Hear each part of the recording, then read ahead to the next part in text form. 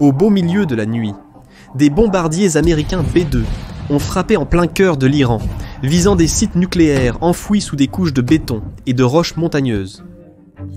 Des images satellites montrent des cratères brûlés et des structures effondrées. Détruits ou non, un problème demeure.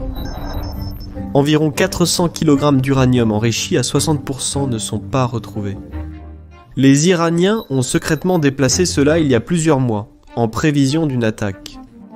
Si cet uranium est enrichi davantage à 90%, ce qui est un processus relativement simple, le stock pourrait fournir assez de matière fissile pour 9 armes nucléaires.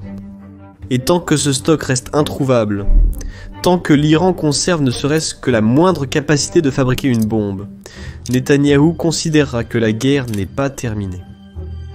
Avec l'élimination totale du nucléaire désormais hors de portée, Israël pourrait maintenant poursuivre la meilleure option suivante, démanteler l'appareil qui le protège. Au début de la guerre, les avions de chasse israéliens ont frappé plus que les installations nucléaires. Ils ont frappé des endroits comme Khuzistan, Mahabad et Tabriz, non seulement pour des cibles militaires, mais aussi parce que ce sont les lignes de faille de l'Iran, des régions où la cohésion et l'unité nationale sont les plus faibles, où les troubles peuvent se propager le plus rapidement. Ainsi, même si le cessez-le-feu tient sur le papier, Israël pourrait désormais viser non seulement la destruction, mais aussi la déstabilisation, fracturer la périphérie, et le centre pourrait ne pas tenir. L'ancien prince héritier Reza Pahlavi a lancé une offensive médiatique, affirmant que la République islamique s'effondre et se présentant comme le dirigeant intérimaire d'un nouvel Iran. Mais ce récit semble fabriqué. Sa visibilité a atteint son apogée pendant la guerre. Pourtant, ses chiffres d'engagement sont restés étrangement constants, même lors des coupures d'internet à l'échelle nationale. Par exemple, il a reçu presque le même nombre de mentions, j'aime et de partages lorsque les Iraniens étaient hors ligne. Cela ne devrait pas être possible. Ces schémas suggèrent que ses abonnés ne viennent pas d'Iran, mais sont plutôt amplifiés par l'activité de bots. Pour appuyer cela, de nombreux comptes en langue arabe sur X ont commencé à le promouvoir avec des termes presque identiques, inondant la plateforme de contenu conçue pour devenir viraux. Pendant ce temps, la couverture médiatique traditionnelle a fait écho à cette campagne, principalement à travers des médias de droite, dont beaucoup appartiennent à des conglomérats médiatiques. Il est donc évident qu'il existe un effort organisé pour créer la fausse impression d'un mouvement populaire en Iran. J'utilise Ground News pour relier les points, car cela me permet de consulter des sources locales et régionales. Je crois vraiment que c'est la meilleure façon de comprendre cette région complexe. L'EP, Jihan Azadiya Kurdistanais, un groupe militant kurde enraciné dans le nord-ouest de l'Iran, a publié un communiqué appelant les Kurdes ethniques à prendre les armes contre le gouvernement. Le langage était mesuré, mettant l'accent sur la liberté et l'autodétermination. Mais le sous-texte était clair, l'Iran est vulnérable, et ses provinces périphériques le savent. Le P. Jihan Azadiya Kurdistanais opère dans les provinces du Kurdistan et de Kermanshah en Iran, où les Kurdes ethniques constituent la majorité. Les deux régions ont été fortement ciblées par des frappes aériennes israéliennes, mais il ne s'agissait pas d'installations nucléaires ni de bases de missiles. Il s'agissait de postes de commandement locaux, de centres de renseignement et casernes. Des installations comme celle-ci ne représentent aucune menace directe pour Israël, mais elles sont vitales pour le contrôle de Téhéran sur ces régions périphériques. Sans elles, l'emprise de l'État sur des populations agitées s'affaiblirait. Mais les Kurdes ne sont pas la seule minorité ethnique en Iran, loin de là. Les Perses ne représentent que 55 à 60% de la population. Le reste est un patchwork d'Arabes, de Baloutches, de Lors, de Turkmènes, d'Azerbaïdjanais et d'autres. La plupart de ces groupes vivent le long de la périphérie du pays, où le contrôle de l'État a toujours été le plus faible. Pour donner du contexte, le relief montagneux accidenté de l'Iran rend difficile l'assimilation complète de ces diverses cultures et populations. Les sommets géographiques créent des poches isolées, où les communautés s'accrochent à leur langue, traditions et identités distinctes. La concentration des groupes ethniques dans des régions distinctes alimente constamment les revendications d'autonomie et même de séparatisme. Alors que l'Iran accordait autrefois l'autonomie à ces groupes, la centralisation du pouvoir à Téhéran au début du XXe siècle a progressivement érodé ses libertés politiques. Avec le temps, cette centralisation a conduit à la transformation de l'Iran en un État de plus en plus autoritaire. Ainsi, Téhéran a longtemps été confronté à des appels répétés à l'autonomie et à l'indépendance de la part de ses minorités ethniques. Pendant la révolution islamique de 1979, par exemple, les Kurdes, les Turkmènes et les Arabes ont tenté de se séparer de l'Iran, tandis que les Azerbaïdjanais réclamaient un entente davantage d'autonomie. Même si ces mouvements ont été écrasés, ils ont révélé à quel point l'unité ethnique de l'Iran est fragile. Israël exploite cette vulnérabilité. En plus des provinces de Kermanshah et du Kurdistan, les avions israéliens ont ciblé le Khouzistan, qui est majoritairement arabe ethniquement. Des missiles sont tombés près d'Awaz, de Mashahar et des routes principales, frappant des points de rassemblement militaires et des complexes de sécurité.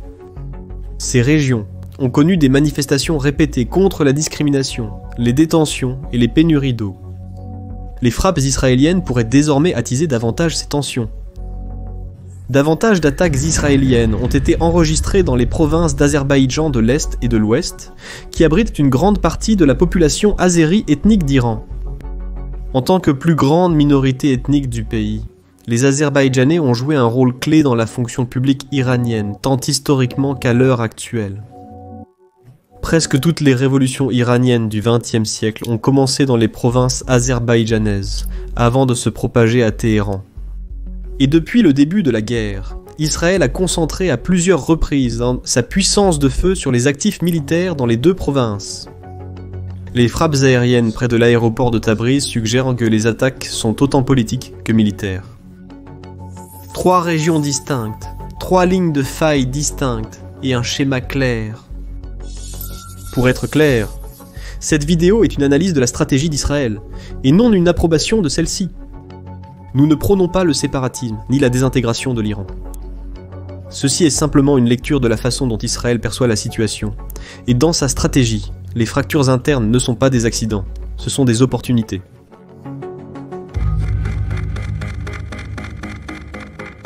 Israël a tellement investi dans le démantèlement des capacités de l'Iran qu'il ne peut plus reculer maintenant, même avec le cessez-le-feu en vigueur. Alors que ses avions pilonnèrent la périphérie, une campagne plus discrète et plus ciblée était en cours, visant l'architecture interne du pouvoir, le corps des gardiens de la révolution islamique. Le corps des gardiens de la révolution islamique n'est pas un corps militaire classique, c'est un état parallèle. Formé après la révolution de 1979, il ne rend pas compte au gouvernement, mais directement au guide suprême. Il gère des entreprises, contrôle les récits médiatiques, déploie des services de renseignement et dicte la politique étrangère. Depuis l'intérieur du pays, il impose l'obéissance et réprime la dissidence, et supervise les programmes les plus sensibles de l'Iran, y compris ses missiles balistiques et son développement nucléaire. Pendant ce temps, il projette sa puissance de l'extérieur à travers des forces par procuration. Et il le fait avec une force comptant près de 200 000 hommes, plus de 600 000 en réserve. En effet, le corps des gardiens de la révolution islamique, combine la défense, le renseignement et le pouvoir politique de l'Iran en une seule institution, et en ce faisant, brouille la frontière entre la puissance militaire et l'autorité de l'État. En bref, c'est le centre névralgique de l'État, et probablement celui qui détient le stock d'uranium manquant.